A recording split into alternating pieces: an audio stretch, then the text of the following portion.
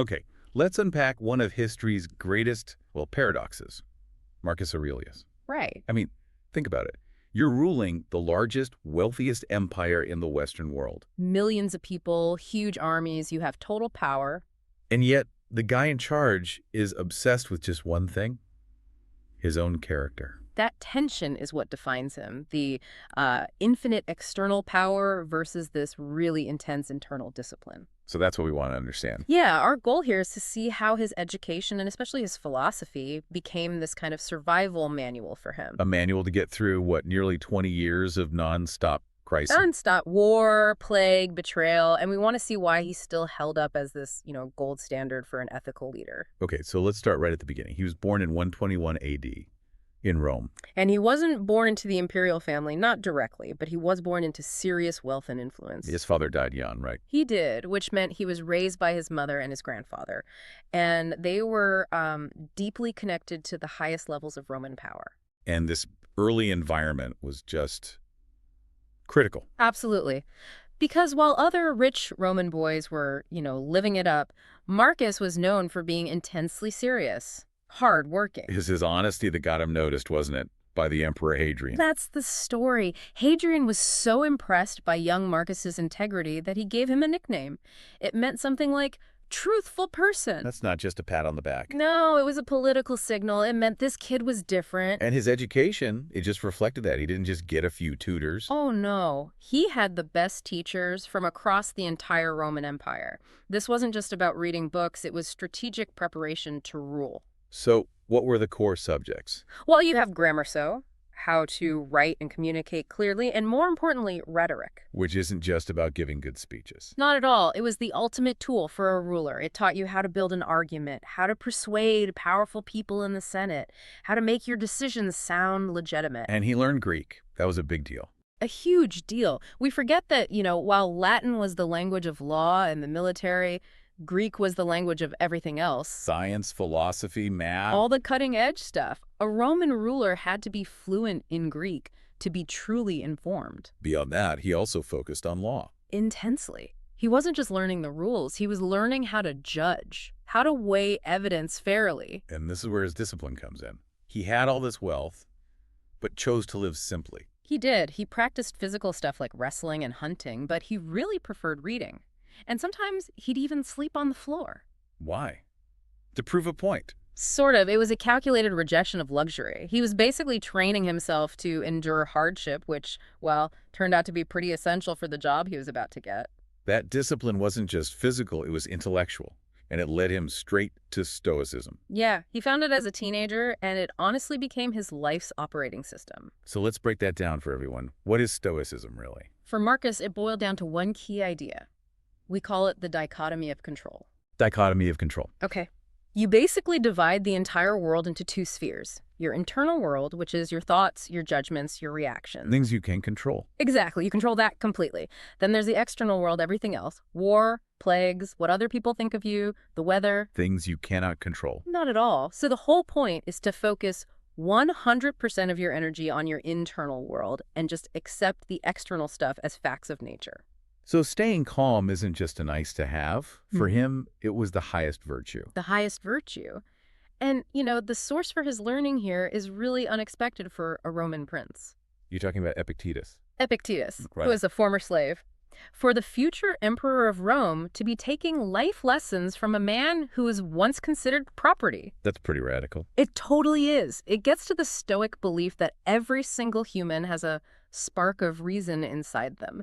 It doesn't matter what your social status is, wisdom is for everyone. And this whole philosophy gets tested almost immediately. Right away.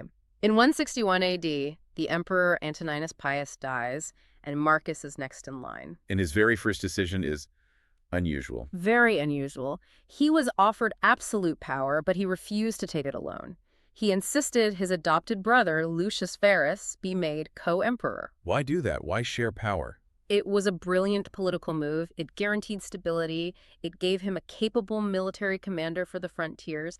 And crucially, it protected Rome from chaos if he were to die suddenly. And it was the first time two men shared the job equally. The very first time. This Stoic approach, it also shows up in his policies, right? Especially in the law. Oh, absolutely. He spent a huge amount of time in the courts trying to be a fair judge, and even as emperor, he always consulted the Senate before making big changes. And his legal reforms are where you really see the philosophy in action. You do. He passed new laws to protect the rights of slaves, making it much easier for them to be freed. In an economy built on slave labor, that's a massive deal. A radical move. And it ties right back to that spark of reason idea. He also improved laws to protect children and orphans, making sure the state cared for them. He truly believed a leader had to serve the law. But for all his focus on justice at home, his reign was just constant crisis.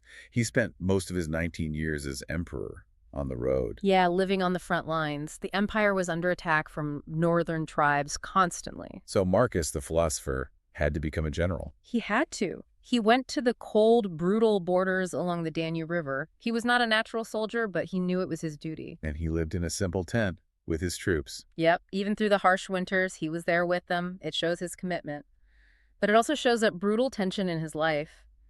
The man who wanted peace had to lead Rome's most violent wars. And if that wasn't enough, the Antonine Plague strikes. A devastating epidemic. It was brought back by soldiers from the east, and it just tore through the empire. Millions died. It threatened to collapse the whole system. How did he respond to that? His response is maybe the greatest test of his leadership. Right. He stayed in Rome, he worked with doctors, but here's the crucial part. Okay. To pay for the emergency, for doctors, for food, for defense, he sold his own royal treasures. His own personal stuff. Everything. Family jewelry, expensive palace furniture, sacred imperial artifacts. He sold it all off. Wow. Any other emperor would see those things as symbols of their power. Exactly. And for him to sell them was a clear message. The people's welfare comes before imperial luxury. Yeah. It was just unprecedented. It's during these years of war and plague that he's writing his private notes, Right. the book we now call the Meditations. Right. And it's so important to remember, these were not written for us. They weren't meant for anyone else to read. So this a personal journal? It was a self-coaching manual. He was writing reminders to himself on how to be a good person, how to avoid getting angry or petty. And when you read it, it's just filled with these calls to action. Be kind to people, even the annoying ones. Stay focused on what you're doing right now. Use your short life to help others. It gives you this incredible window into his mind. It shows that even an emperor struggles with anger and sadness.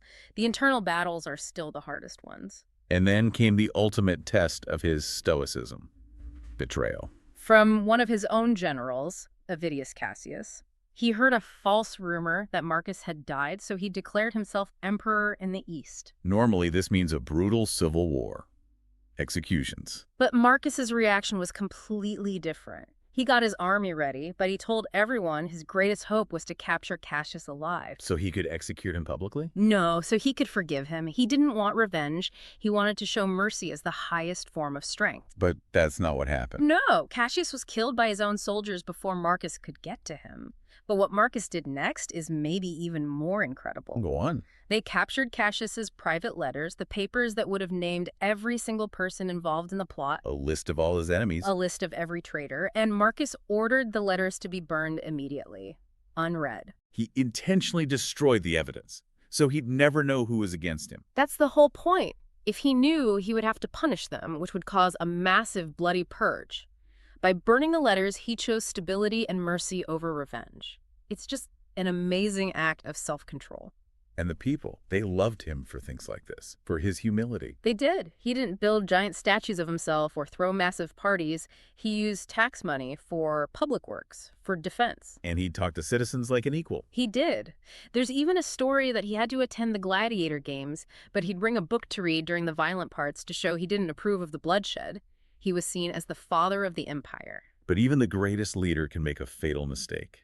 And for Marcus, it was about who came next. His succession, yeah. He chose his own son, Commodus, and trained him from a young age to take over. And historians pretty much all agree this was a disaster. A catastrophic mistake. Commodus just. He lacked his father's discipline, his calm character, his sense of duty. The philosophy did not get passed down. Marcus Aurelius died in 180 AD at 58, still on a military campaign. Near what is now Vienna. And his death marks a real turning point. It's seen as the end of the Pax Romana, that long period of peace and prosperity for Rome. But his real legacy wasn't political, was it? No, his real victory was intellectual. The Meditations has been read for almost 2,000 years. It cemented his legacy as the ultimate philosopher king. He proved that immense power could be combined with kindness and justice. He showed that the exercise of self-control under extreme pressure is maybe the most powerful tool a leader has. So his story really shows you that no amount of power protects you from suffering or crisis or your own anger. He reminds us that the ability to handle chaos, whether it's a war or a plague, depends on the strength of the philosophy you practice every day, long before the crisis actually hits. Good luck with your studies.